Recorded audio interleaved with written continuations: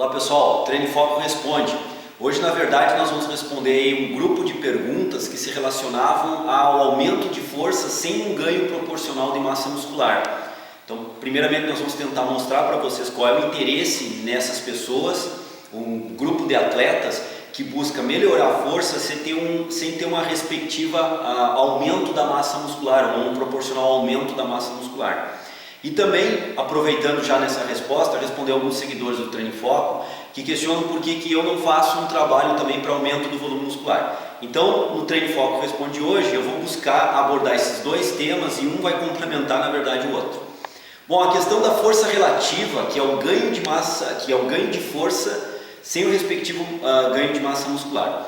Quando que acontece isso? Nós temos algumas modalidades esportivas onde a mobilidade do atleta na quadra é muito importante. Então eu poderia citar aí o futsal, onde a capacidade de mobilidade do atleta na quadra se torna muito importante. O voleibol, onde a agilidade, a mobilidade, a capacidade de movimentação e salto do atleta na quadra ou na areia, caso seja um voleibol de areia, também é muito importante. Se nós pensarmos nessas modalidades, o tênis também se inclui de uma forma bem perfeita nessas características de necessidade de grande mobilidade. Nessas questões, o atleta deve ter um domínio de força sobre o peso corporal, ou seja, para que ele possa ter uma mobilidade em quadra rápida, com agilidade, para que ele possa fazer um drible, uma marcação forte no futsal, para que ele no tênis possa fazer uma movimentação de jogada rápida, uma extremidade da quadra na outra, e um atleta de voleibol possa ter uma capacidade de salto significativa, é muito importante, é fundamental que esses atletas, essas pessoas desenvolvam força muscular, porque a força muscular vai capacitá-los a dominar a agilidade do corpo e a capacidade de salto. É um dos ingredientes do bolo que forma a performance física do atleta. Nessas questões, ou nesses atletas, é importante também que não se tenha um aumento de massa muscular muito elevado, porque o aumento de massa muscular é carga a ser transportada. Então vamos pensar assim, se o indivíduo pesa 70 quilos e ele passar a pesar 80 quilos, e imaginemos que esse ganho de 10 quilos seja de massa muscular. Ok, ele terá um nível maior de força pelo ganho da massa muscular, mas ele também estará carregando 10 quilos a mais no peso corporal para fazer movimentações de deslocamento, de marcação, de deslocamento na quadra do tênis ou capacidade de salto. Então, por vezes, aumentar a força em função da massa muscular não se torna tão importante. Nós temos um cálculo chamado força relativa para fazer isso, vou mostrar para vocês aqui no quadro. Então nós chamamos isso de força relativa, FR, força relativa, aonde nós pegamos a força, por exemplo, de um RM, aonde nós já temos no site vídeos, eu vou pedir para o Jefferson colocar em edição um link do vídeo onde nós mostramos o protocolo do teste do RM, e lembrando sempre que o teste do RM ele expressa o 100% de força da pessoa. Então nós podemos imaginar que nós aplicamos o teste do RM em 100% e medimos 100% de força da pessoa no teste de leg press, por exemplo. Então, se nós aplicarmos no aparelho de leg press, nós estamos medindo força máxima, 100% de força, para membros inferiores. Então vamos imaginar que esse indivíduo pese aqui, para favorecer o nosso cálculo, 50 quilos. Isso é a massa corporal e aqui a força. Então eu vou colocar agora, força relativa é igual, que ele fez o teste do RM e nós estabelecemos que no teste do RM ele tem uma capacidade máxima de 100 quilos e eu vou dividir esses 100 quilos pelo peso corporal dele, pela massa corporal dele. Ou seja, nós vamos ter um valor igual a 2. Significa que a força máxima de membros inferiores, medida através do leg press, representa 2 vezes o peso corporal desse indivíduo. Se esse indivíduo aumentar a força máxima, mas proporcionalmente aumentar a massa corporal, talvez a força relativa dele se mantenha a mesma. Isso que não é interessante para atletas que buscam mobilidade na prática esportiva. O interessante para esses atletas é, por exemplo, aumentar a força de um RM, a força máxima, digamos para 150 quilos e manter 50 quilos de massa corporal. Volto a chamar a atenção que, obviamente, aqui eu estou botando 50 quilos para favorecer o nosso cálculo e o entendimento da lógica que eu estou colocando agora aqui. Obviamente, atletas têm um peso corporal, uma massa corporal muito superior aos 50 quilos. Mas, nesse cálculo aqui, nós chegaremos ao resultado de 3. Comparativamente com o resultado anterior, o que o 3 está querendo expressar? Que esse atleta apresenta uma força de membro inferior que supera 3 vezes o seu peso corporal. Isso capacita o atleta a ter um domínio do corpo maior nessa condição do que nessa condição, porque nessa condição a sua força de membros inferiores supera o seu peso somente 2 vezes.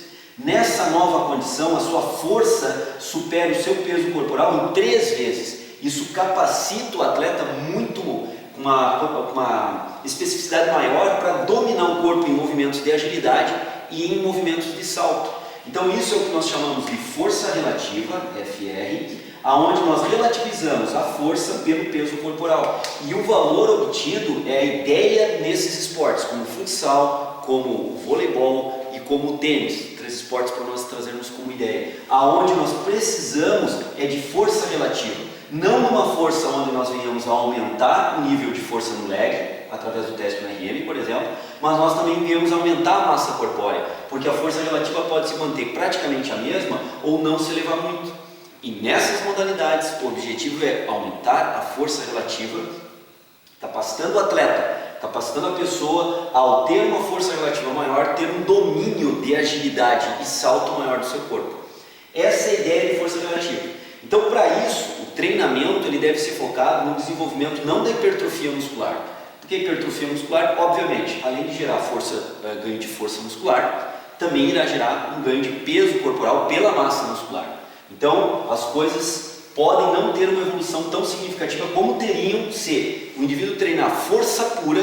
Vou pedir também para o Jefferson colocar o link de outros programas de fisiologia do treino, onde nós abordamos algumas configurações para se treinar força pura, onde nós deveríamos trabalhar com um peso extremamente elevado e um número de repetições bem reduzido, de 6 repetições máximas para menos, induzindo a um processo fisiológico que nós chamamos de recrutamento de unidade motora, aumentarmos o recrutamento de unidade motora, aumentarmos a sincronização da ação das unidades motoras e com isso desenvolvermos fortemente a força corporal do indivíduo, no caso aqui em membros inferiores, sem elevarmos significativamente a sua massa muscular. Para isso, treinamento de força pura, nós já temos outras postagens no site que vocês podem acompanhar, buscar esses outros vídeos e analisar os argumentos tanto metodológicos do treinamento quanto os argumentos fisiológicos do treinamento. Bom, esse é o fato do treinamento para força relativa, aonde se busca desenvolver a força relativa em alguns atletas. Então a gente já respondeu aí vários seguidores do Treino em Foco que questionavam e perguntavam sobre essas questões de força relativa, em que situação ocorre, quando que vai ocorrer e quais seriam as configurações de treino. Aqui nós postamos principalmente o conceito, da utilização da força relativa. E para aqueles seguidores que questionam por que eu, João, não faço um trabalho de hipertrofia para aumentar meu volume muscular, eu tenho 2 argumentos que são pessoais. O primeiro argumento é que eu me sinto bem com o corpo que eu tenho, não tenho interesse algum em aumentar minha massa muscular para ficar grande, respeito muito e analiso e gosto de ver a dedicação das pessoas que buscam esse objetivo de treinamento, de aumentar o volume muscular, trabalho dentro dessa linha de trabalho de TRP, treinamento resistido com peso, de musculação, de hipertrofia, há vários anos. Meu trabalho de mestrado e doutorado é nessa área, então eu gosto muito dessa área. Porém, eu não tenho como objetivo pessoal aumentar meu volume muscular além do que ele se encontra hoje, ou seja, da forma que eu me encontro, está ok. Esse é o primeiro motivo, meu interesse pessoal em termos estéticos. E o segundo motivo é que eu pratico um esporte no qual eu também preciso de força relativa. Eu sou praticante de futebol, jogo também futebol, joguei voleibol por algum tempo.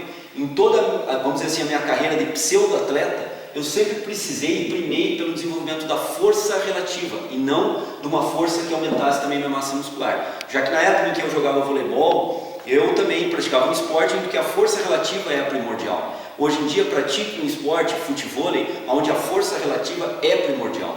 Então eu não tenho por interesse aumentar minha massa corporal através da minha massa muscular, porque isso traria uma carga de deslocamento maior na areia e isso poderia ter um efeito deletério sobre a minha capacidade de movimentação. Então, esses são os 2 motivos. Primeiro, que eu não tenho interesse pessoal, estético, em aumentar a massa muscular. E um segundo interesse é que o esporte que eu pratico hoje em dia também prima pelo desenvolvimento da força relativa. Então essa, pessoal, foi a ideia, ou as respostas, aí foram várias, do Treino em Foco Responde de hoje, sobre a questão da força relativa, em que atletas seriam aplicados, e também para aqueles seguidores que me questionavam por que eu não aumento, já que eu tenho algum conhecimento nessa área, sobre o desenvolvimento da massa muscular, como trabalhar, como fazer, por que eu não tenho esse interesse. Então, foi dada a minha resposta, 2 motivos do porquê que eu não tenho atualmente o interesse. Talvez, futuramente, quem sabe, os interesses podem mudar, mas no momento, meu interesse é manter como está, e sim, desenvolver a minha força pura, sem aumentar a minha massa muscular. Bom pessoal, o Treino em Foco Responde de hoje foi um pouquinho longo, em função de termos várias perguntas sendo respondidas. Espero que vocês tenham gostado do programa. Se gostaram do programa, divulguem o material, divulguem esse vídeo, compartilhem com seus amigos, ajudem a divulgar. Lembrando sempre que vocês têm todo esse material no nosso site, www.treinoemfoco.com.br. Vocês têm o nosso canal no YouTube e vocês têm as nossas mídias pelo Face. Então, as nossas mídias aí estão todas à disposição para vocês manterem contato conosco.